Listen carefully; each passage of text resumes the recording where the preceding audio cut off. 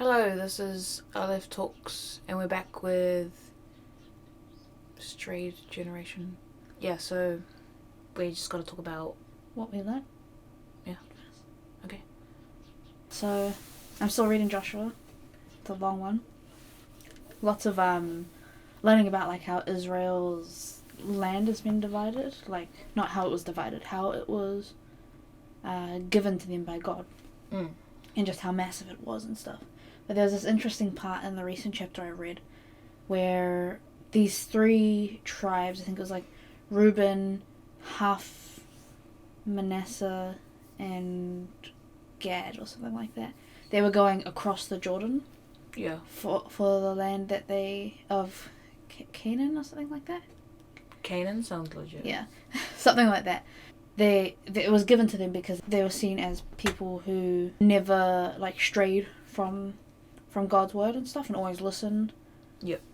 And Joshua blessed them. They went on, but they built this altar across the Jordan in the towns of Israel, like raised up to go against them and asked them why they've strayed from God. And they explained, we have not built this altar to put offerings on, but as a witness that we are connected to Israel.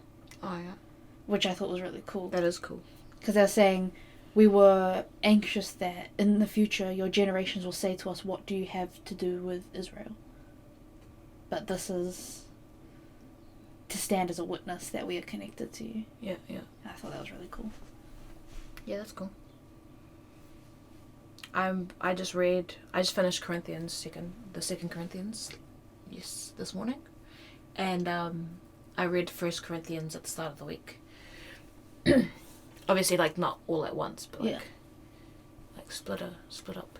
But so 1 Corinthians is just Paul. They're both Paul's letters to the Church of Corinth or something. Yeah. And the first one's like saying how you shouldn't hate your brother, and that like Jesus teaches that stuff, so you should be like Jesus, like that or something. And it also mentions about the marriage stuff. Yeah. That if you can be like, Paul's saying, if you can be like me, that would be better.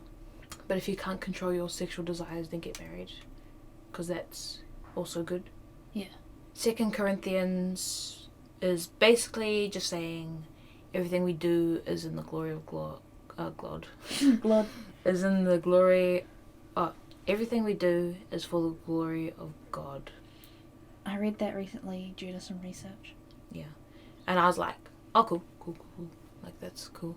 But, like, there was some stuff, I can't remember exactly, and I can't be bothered searching right now, that Paul was saying that was, like, super cool. Yeah, those letters are really cool. I love his letters. In that letter, it's got a really cool verse in it that I can't remember. But, like, when I tell you it, you'll be like, oh, that one. But I can't remember it. I get you. Obviously, I was thinking about it a lot, but then now I don't remember it. Yeah. Actually, though, that reminds me, 2 Corinthians reminds me, because yesterday, Boss Justin was asking me what the meaning of life was, right? Because I was saying to Justin, like, why am I here? Because I wasn't supposed to be working. And that's what I meant by why am I here. But then he was like, yeah, like, why are we living? Like, why on earth? Like... I roll. Like, he's funny like that. Yeah. And I was like, oh, I know the answer to that. I just mean, why am I, like, here? And he was like, oh, you do? Like, what is the meaning of life, Kinsey? And I was like, well, you don't believe in what I believe in, so what I think is irrelevant. And he was like, oh, yeah, true. And I was like, yeah. Then he was like, but what is it? Like, you're Christian, eh? I was like, yeah. He was like, what is it to you? And I was like, basically, it's just to glorify God, and then when you die, you get to be with him. And I was like, that's pretty much it. That's pretty much it, yeah. And he was like in heaven? And I was like, nah, in the Olam Haba. Like, you don't have to know what that... I was like, it's like pretty different from norm to Christian stuff, so yeah. I don't need to explain it. But it's not a cult. Yeah. On that note, though, on note of that, yeah, it was weird, like, reading in the Bible and learning about the fact that we don't go to heaven when we die. Because, people always talked about that, like, other Christians I had met and stuff. So it was interesting to know about the Olam Haba and how that was, Well, I had no thoughts of what heaven was anyway. Yeah. So I was just like, whatever. And it makes more sense for the not heaven part of it. Like the new world. Yeah. To come. Yeah, to me anyway. I guess whatever, yeah. It's weird explaining to people, especially, our age and stuff, that you know for sure what your meaning in life is. Like what it means to live. I was just kind of like, did I explain that okay when I finished? Because obviously I think the simplest way to put it is that we're just here to glorify God. Yeah. Because that's what Paul says. And I was like, oh yeah, I just read that, so that's a appropriate answer. But I don't want to be like, saying stuff that might turn people away. Yeah, whatever. I get that. It's always hard. But I really don't understand how he can just, how Boss Justin can just be not believing anything. Like, it's just hard to... I don't understand that. Even Connor, come on, Connor. Come to the bright side. We're the bright side. Anyways. Yeah, I find it hard listening to people talk about their disbelief of God. Obviously, we were only that, 3 years ago. Two 2 years ago. Only 2 years. But it's hard because we have this sturdiness that we know about. We know our purpose. Our purpose, yeah. And they seem so all over the place because they can't seem to figure that out. It kind of sucks, mate. When I hear my classmates talk about certain aspects of life, we're still searching, we're trying to figure out who we are, we're nobody really knows. Yes. These kinds of things. I get so... I know. Yeah. Me in the background with my hand up. I know. It's not nobody really knows, it's I know. No, yeah. But it's kind of weird though, because if people don't believe in what we believe in, then truth is subjective. Yeah. Which is... If you think about the real meaning of what truth is, obviously it can't be subjective. It's subjective, yeah. But because they don't believe in... Because they believe in feelings over facts. It's like, seriously? I hate that my truth stuff.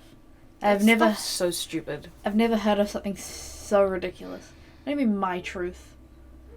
Yeah, two people might see things differently, from different perspectives. But that doesn't mean it's the truth. Yeah. It's just your perspective. Of what you saw as the truth. Yeah. Of the truth, yeah. With that aspect though, you could make a really, really cool thriller drama or something. People seeing different perspectives and then finding out the real truth. You see someone as the bad guy at first.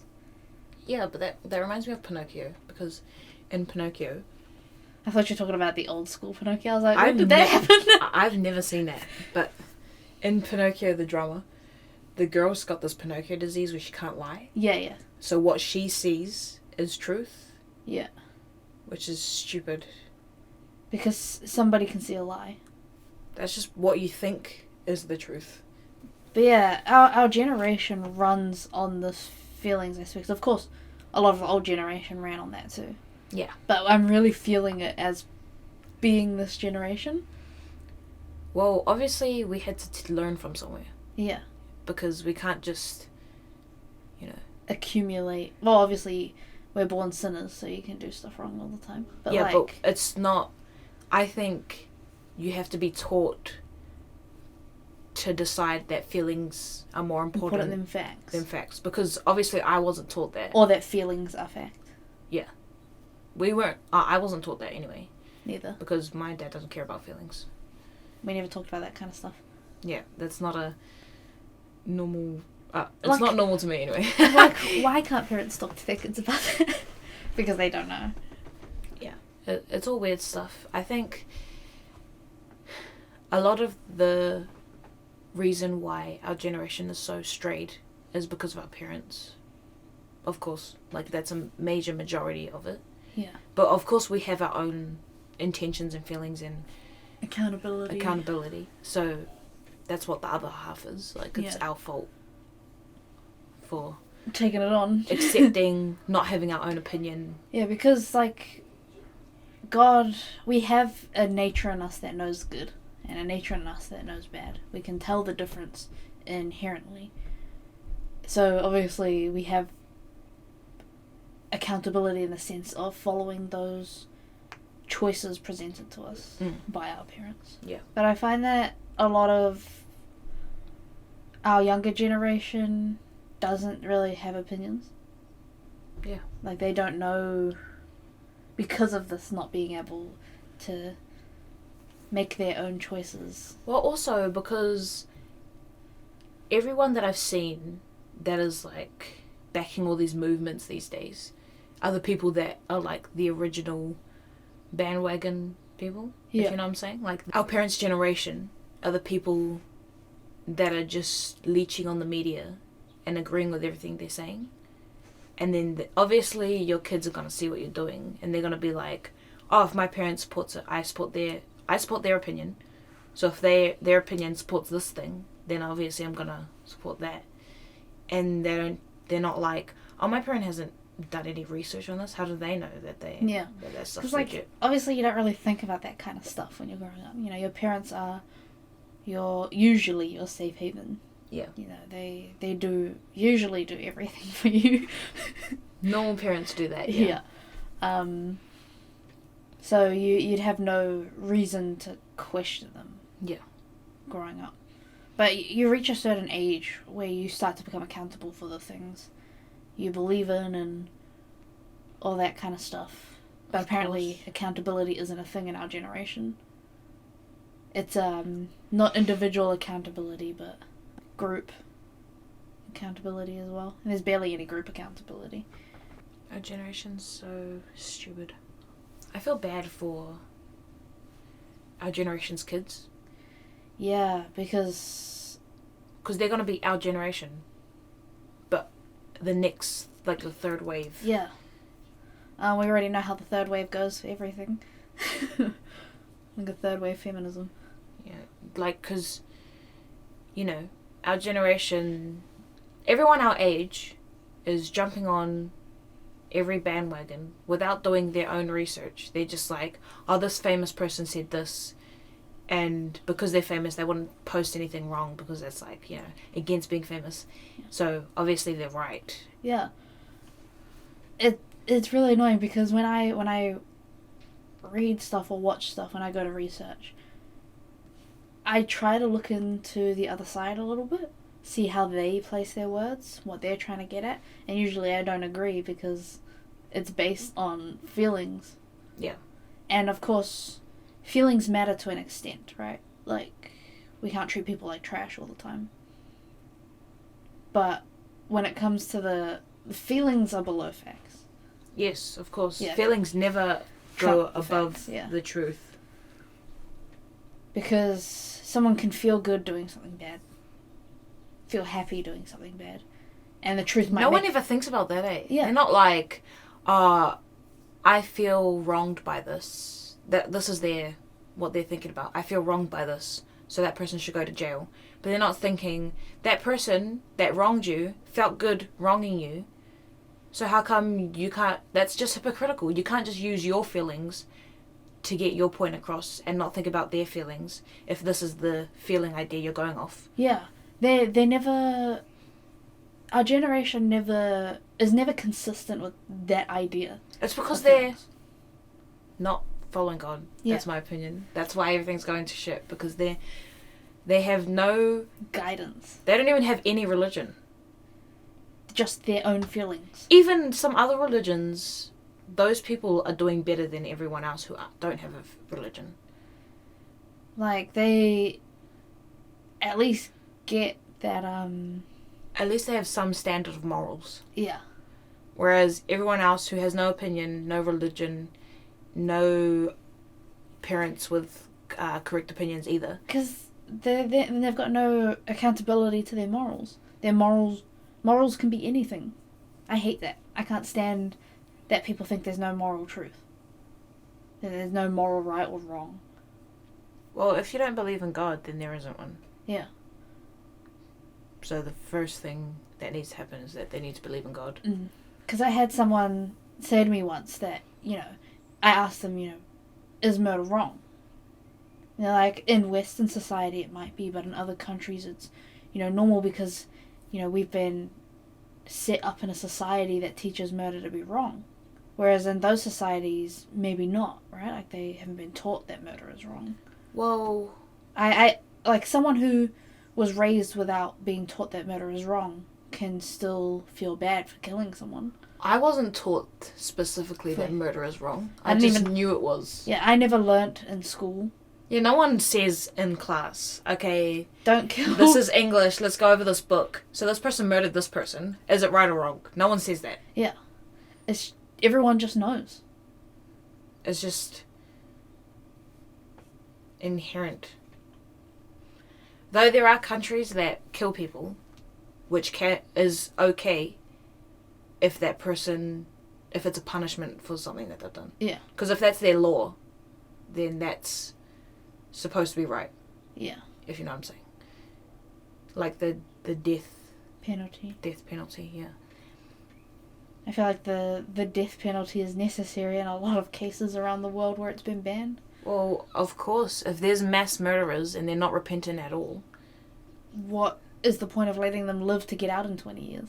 Yeah, just if that's the way that your law works, then obviously it's not wrong. And if we look in the Bible, right, like, of course things have changed, but the law's based off the Bible anyway. Yeah. If we look at the Bible, God often deems a lot of things worth death. Because, we didn't have salvation the way we do now, like they did. But, like, that whole predestination, and Jesus was before beginning of time. Yeah, but they didn't have... They weren't after Jesus died. Yeah. They were just before Jesus died, but he had already died, and he was, like, at the beginning of it. Yeah. It's confusing, but you get it when you're Christian. You don't suddenly learn it as soon as you become Christian. You have to study. You learn about it as a Christian, and you believe it, and you understand, because as a Christian you learn stuff, yeah. Anyways. But, God often sentenced a lot of people to death for things that we would think are minor nowadays. Yeah. Because he wants to show, what it means to do such things. Well, God is just. Yeah. And our sins lead to death. Yeah. But by following God, he gives us a way out through Jesus. To not be held accountable as much for our sins when we repent, Like, they're wiped out through repentance, through Christ. I think a lot of the death represents the eternal death. Yeah. Like punishment. Yeah, punishment after death. And I think it's a good example, like, if people took it that way, like, because obviously first you have to take it literally. They died because they didn't follow God. And then you take, the meta-narrative. Because they don't follow God, they're forever dying. Yeah. Which is like, whoa. I feel so that's so ratchet. It is, but like... I don't, like, there's a lot of people that can be deemed as need to be hated because of what they've done. Yeah. I've not met any, so I can't say I hate them. But, like, But I still don't want them to be... I can't imagine them being punished forever. It's hard to accept. While we're, like, with Jesus having fun. It's like, why don't you want to believe? If that's a possibility, right? If it is a possibility, why wouldn't you try to believe? If it's a possibility that you could burn forever in the entirety of your existence. And the entirety of God's existence, because we're all a God. Yeah. So that's forever, ever. Forever, ever. Forever, ever. Forever, ever. Like, why wouldn't you... Like, if you're an atheist and you don't believe in anything, right? Like, you're just chill. If somebody explained to you that there's a possibility that you're going to burn forever and ever and ever... And ever, ever. for there's no end to the evers. And But there's also the possibility that you can be happy forever. Yeah, joyous, full of life. With Jesus. No suffering. Wouldn't you want to learn about it? But I guess that comes to the fact that they don't believe what you're saying. Because people who don't believe in God obviously believe that they're just going to go turn into dust or whatever. Yeah, because one of my fears when I wasn't Christian was what happens to my consciousness when I die. Oh my gosh, I remember when I wasn't Christian, I used to have those thoughts all the time. Scary thoughts. But my brain would just die out. Static. Yeah. I don't know how to continue the thoughts. How do you just not exist anymore? Yeah. That's hard. That's hard to... Because your conscience isn't your brain. Yeah, it's... if you know what I'm saying. Yeah, we've learnt now it's the live. It's the connection of everything. So you can't just say that when your brain dies, your conscience dies.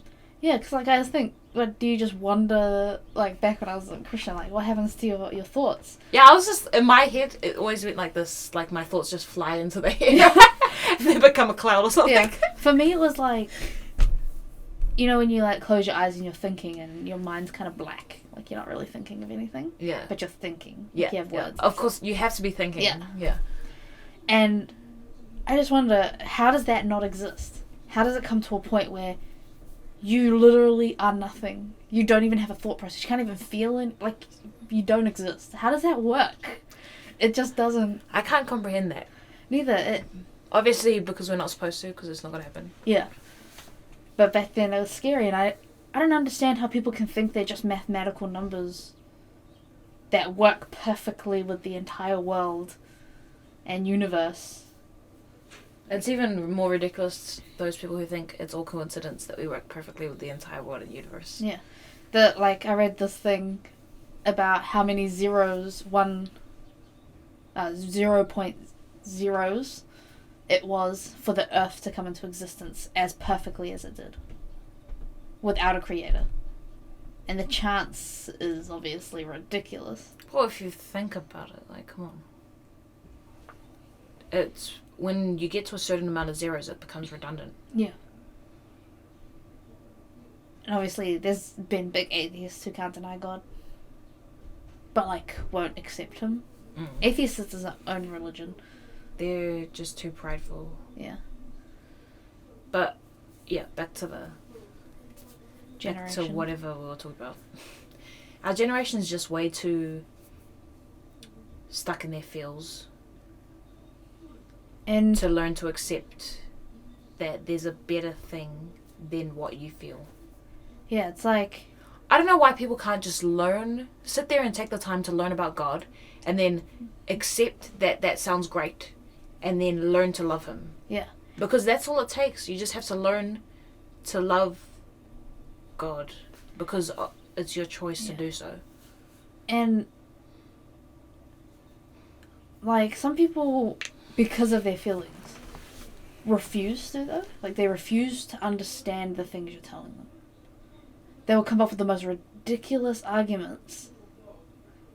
Hypocritical arguments, they're ridiculous all over the place. Just so that they don't have to say, I think what you're saying is right.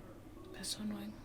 And it's not that our generation doesn't have opinions.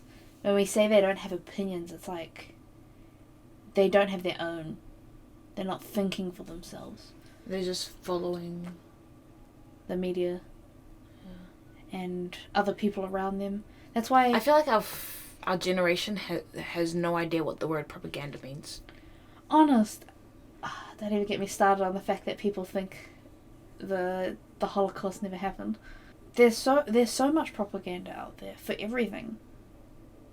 Especially hating Trump. Yeah, anyways, that's not our problem. Yeah. It's still stupid that everyone's... All these New Zealand kids that we're our age, they're all for this whole I hate Trump thing, but they've never done any research. They're just going off what other people have researched about, quote marks.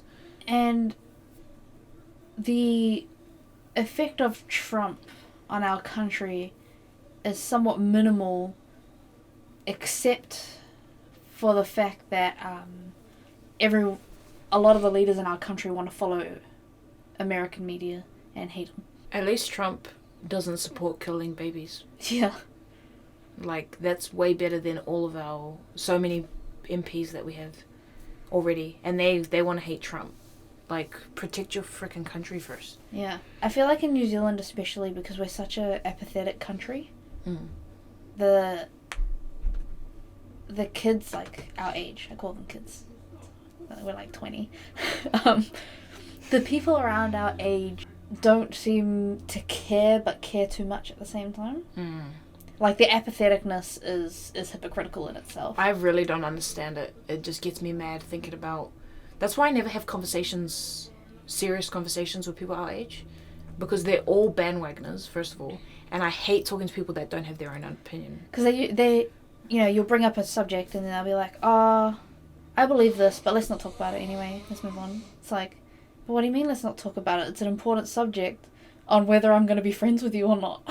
Tell me why you believe that, and if it seems acceptable, then I'll be your friend. If it doesn't, then... And I'm not open-minded. I'm not going to change my mind. Yeah. I'm not open-minded either. I'm very, very close-minded. I thought that, like, when Alistair brought that up, that made so much sense to me. I was like, yeah, I'm not an open-minded person. I'm not ready to have my mind changed into the politics of today. My mind is closed for God. That he's the one I want to follow, you know? I don't want to be, you know, like how he mentioned open-mindedness being evil in itself. Because then... It lets other things in. Yeah, and doesn't allow for God to take up the space in your heart. Yep, I'm very narrow-minded and it's focused on God. I'm proud of that. There's no one I've met that can say they're narrow-minded with one goal. Yeah. It's like no one our age has a goal at all. Oh, don't even get me started on that. Hearing my class talk about... Because, you know, we have a business class and we have to talk about our goals and what we want, our dreams, and all those kind of things. Hearing them makes me sad because they don't have anything. People don't know what they're doing. And, like, it's okay to not know sometimes, you know? Yeah. But they have no idea of themselves or their happiness or their joy or... I'm just gonna pray that the next generation have a lot of leaders like us. Well, like God says, when, you know, someone breaks the generational curse or whatever, you know, 1,000 generations of believers comes through or something like that. Yeah. Which is, like, cool to think about because, you know, if it's something like that. Something about cursing for 7 generations, and then, but then 1,000 generations blessings or something. Yeah, because... I can't remember the context of that, so I'll stay mute. If we really follow God and we teach our children in the way of God and trust in Him with our children and stuff, we will see changes. I'm not worried about our children. Yeah, I know. But, like, that's kind of like... I get what you're saying. Yeah. I get what you're saying. I'm just saying in general. The other children. Yeah. Like, because there's so many people that I know that have had kids, and I'm only around Talia's kid, and I'm definitely going to teach him what I can about God. When you can, yeah. Because I obviously care about them, but me and Talia don't talk about that kind of stuff. Yeah. But I can talk to her kid about whatever I want. Yeah. Unless she asks me not to, which is okay. Because I will not do that. Because it's her kid. I'm not just going to impose myself. You have to respect her. Yeah. Like, you can take this example from, you know, kids who live in bad homes, right? Mm. They have the choice to break that. To not be like their parents. But we live in a generation that says it's all our parents' fault. And yes, they're to blame in a lot of instances, of course. But you have the choice to change that.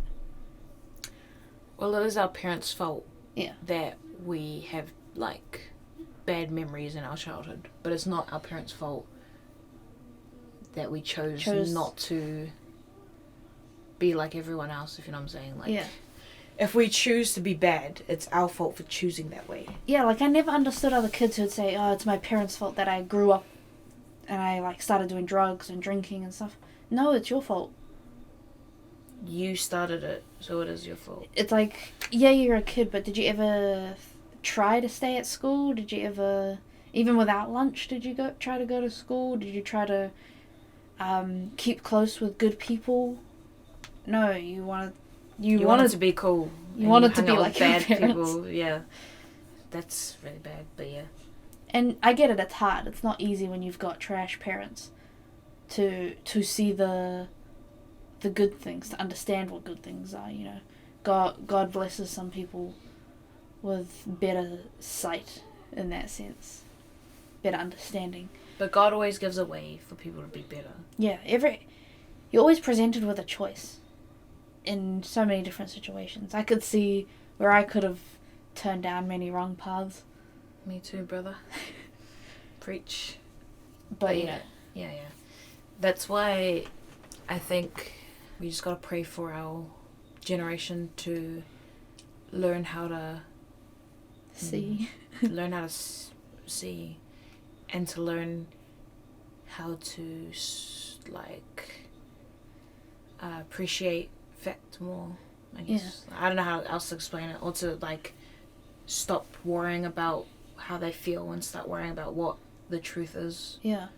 And start praying for our previous generation too, to stop leading these kids astray. To stop leading our generation astray. Because, you know, it's not the kids who are up on those political stages yelling all these things. It's the previous generation. They're going to have to hold accountability for leading all these people astray as well.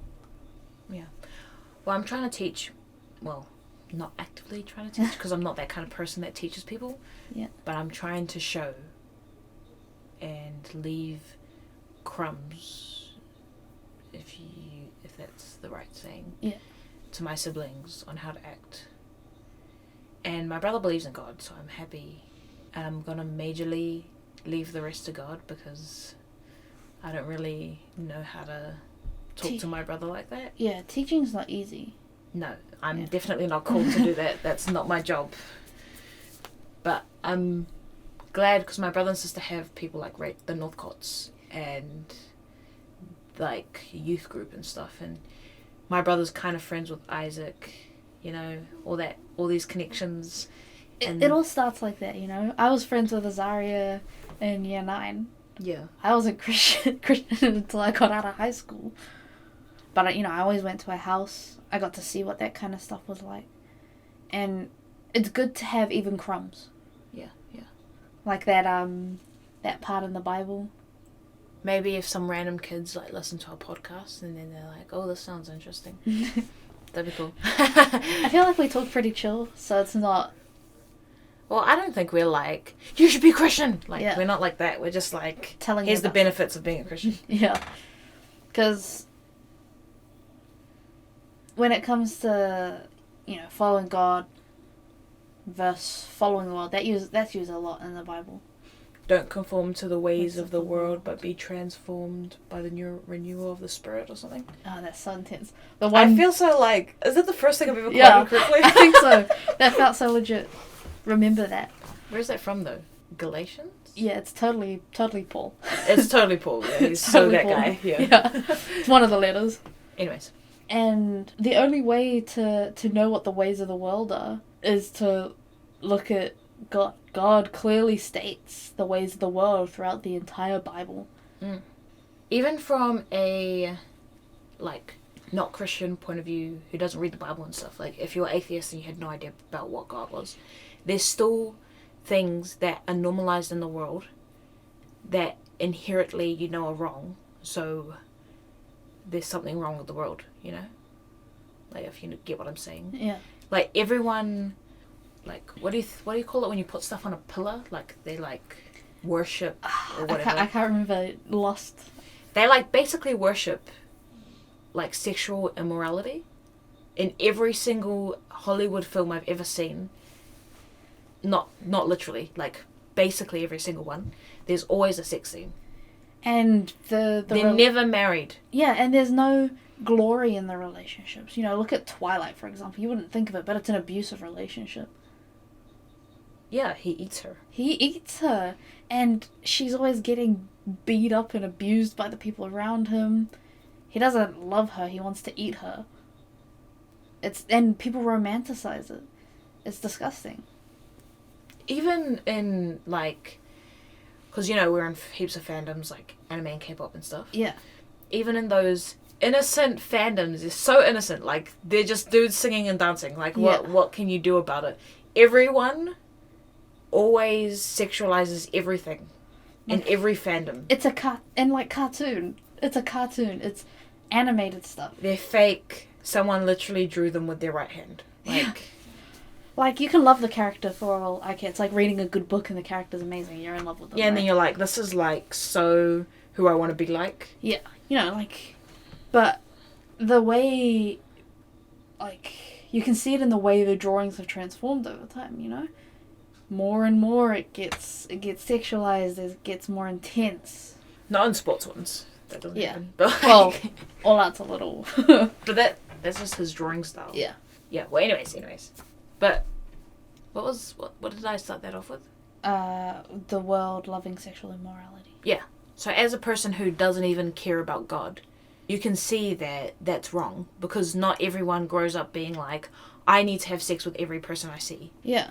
It's not, you don't learn that as a kid. You just learn what sex is. Yeah. And you're like, okay, you make babies. Usually you're pretty grossed out when you're younger. Usually you don't even like guys or like the opposite sex. You're usually like, ooh, kiddos. Like, yeah, I don't want you. Go away. Don't touch me. It's not really until you get into high school that, you know, you might have a crush on someone when you're a kid, right? Yeah. But it's so innocent.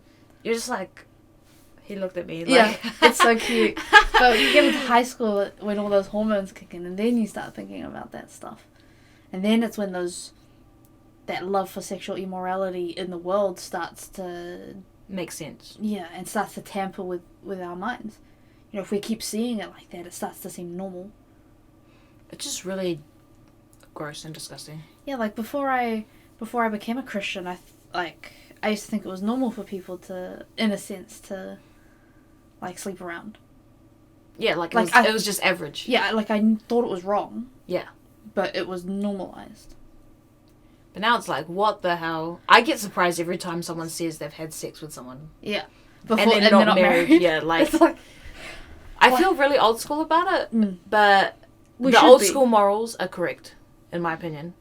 You should get married. It's just so hard to believe that everyone thinks the way the world is going right now is correct. I don't get progressiveness. You know, there's like that whole progressive thing people are on. I like the old school Bible stuff. Like, even if it's hard, I know it's good. What God's showing me and telling me, inside of me, I know it's good. It just, even on that point of, like, not knowing God, but knowing that what the world's doing is wrong. When you become Christian, it just becomes, when you become Christian, you just know more about what's right. Like, how to correctly do things. And I think that's the difference. And you feel like, oh, that makes sense now why I felt like that. Yeah. You know, I had a lot of those. I saw this thing, I think, you know Teresa from church? Yeah. I think she shared it. She shares a lot of cool stuff. But it was like, when you become Christian, it should feel like a weight's been lifted off you, not that you need to be correct about stuff. Yeah. Which I agree. Yeah. It's not about... It's not about rules, it's about freedom. Yeah. And I think when people are like, in this, I have to do stuff, it's because of the church, not because of being Christian. Yeah. Because there's a lot of churches that teach that that are strict and stuff, you know. Yeah. But it's because they're not teaching freedom, they're teaching rules. Yeah. And you can see in the rules, in the instruction, you know, that the freedom of it. When it finally happens, you realize you do feel that weight lifted off your shoulder. It's why following God feels so good. That's why people who are really Christian seem happy. Yeah. even I in the agree. struggles, you know? I feel happy Yeah. about being a Christian. I feel like a lot of the time, this is random. Yeah. I feel like a lot of the time when people are happy and stuff, that they get embarrassed about it. Yeah. Unless it's about what worldly people get happy about. But I'm not ashamed to be happy about following God. Yeah, honest. Like, you know, even in those little times when it doesn't rain, when I'm walking, and it was raining like 2 seconds ago, I'm Yeah. happy as. Yeah. Because, You know, when I walked down here, it felt like the rain got lighter because it was like pouring when I got in my car.